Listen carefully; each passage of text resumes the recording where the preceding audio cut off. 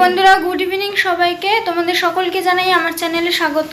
তো একবারে আর আজকে সারাদিন আমি ব্লগটা শুরু করিনি, এখান থেকেই শুরু করলাম। তো আজকে হচ্ছে যে দাদার বিয়ে ছিল সেই দাদারই রিসেপশন পার্টি। তো এটা হবে হচ্ছে আমাদের বাড়ির এখানেই যে সামনে যে ক্লাউড লাইনটা আছে সেখানে। তো তোমরা হয়তো লক্ষ্য করেছো কিনা জানি না, বা আমিও হয়তো দেখাইনি। তো মানে একদমই আমাদের বাড়িটার সামনে প্যারেড গ্রাউন্ড যে আছে তার পাশেই। তো ওখানেই যাব।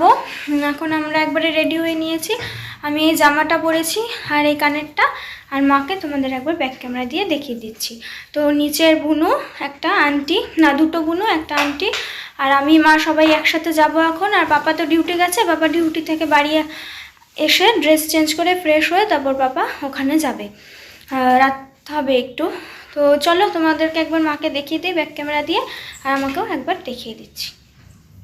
তো বন্ধুরা এই দেখো, মা এই শাড়িটা পরেছিল আর মাকে একটু আমিও হেল্প করেছিলাম, কারণ মা একা একা কুচি আর আঁচলটা দিতে পারছিল না, কারণ শাড়িটা একটু ভারী আছে সেই জন্য। তো আমিও মাকে একটু হেল্প করে দিয়েছিলাম। আর আমি এই ফ্রকটা পরে নিয়েছিলাম, এটা আমি একদিন পরেছিলাম খুব সম্ভবত, তারপর আর পরা হয়নি। বের হই, তো তোমরা দেখতে থাকো।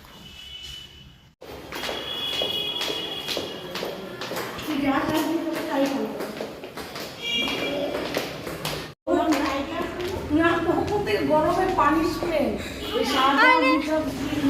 বাবাকে ডাকবে।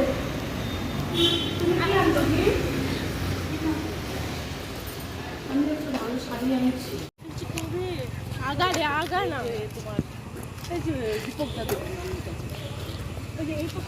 হ্যাঁ আমি দেখলাম একদিন উপরে কাঠ বানায় এখন ছেড়ে দে ছেড়ে দে ছাড় ছেড়ে দে ছেড়ে দে, ছাড় ওই ধরিস না, বাজে লাগে, ছেড়ে দে বাজে লাগে রে, ওভাবে ধরে না।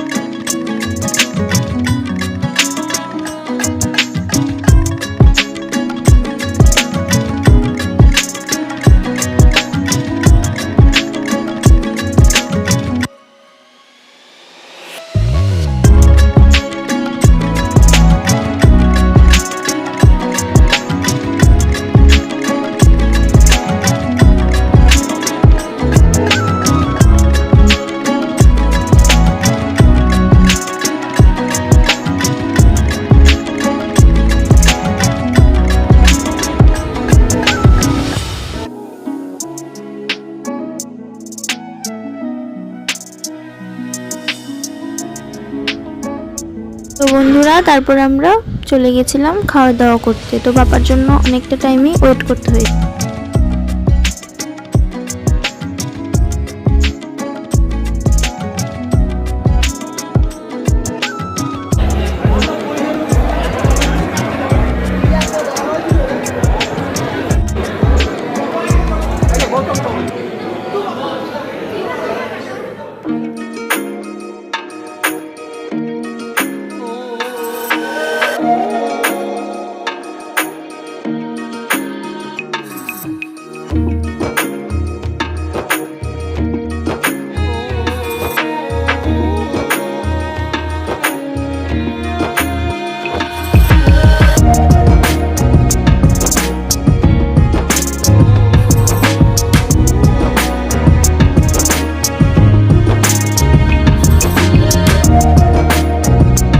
তো বন্ধুরা তারপর খাওয়া দাওয়ার পর আমরা 3 জন বাড়ি চলে এসেছিলাম। আমাদের সাথে ওই দিদিরাও ছিল, আন্টিরাও ছিল।